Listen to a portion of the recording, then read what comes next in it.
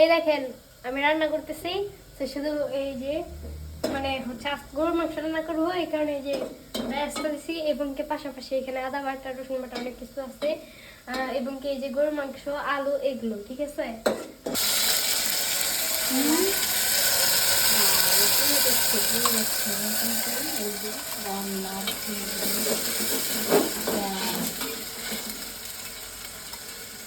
কি রান্না করো, কি রান্না করো? গরুর মাংস। তুমি রান্না করতে পারো? হ্যাঁ অবশ্যই, পারবো না কেন। এদিকে তাকাও। বাবা, এই যে রান্না করতেছি। রান্না তাহলে হচ্ছে না গরুর মাংস। বাবা, আলু দিয়েছো? হ্যাঁ, সবজি আজকে আমি দিয়েছো? আমার আম্মুকে রান্না করে খাওয়াবো। তাই? হ্যাঁ ঠিক আছে, দেখা যাক কত দূর মজা হয়। পরিমাণ মতো লবণ নিতে হবে, তারপরে দিয়ে দিতে হবে। হ্যাঁ, একটু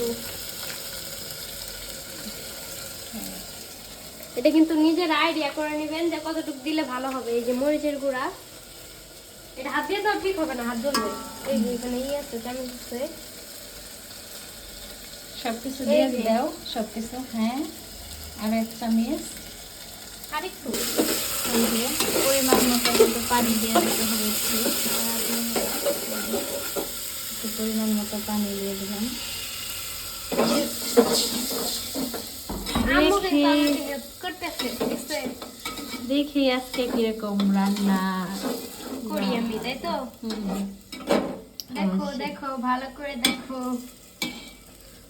দেখো। ঠিক আছে, এই দেখছি কত ভিডিওটা এই সুন্দর রান্না পর্যন্তই। করতেছি। আবার একটু পরে দেখাবো, রান্না শেষ হলে দেখাবো।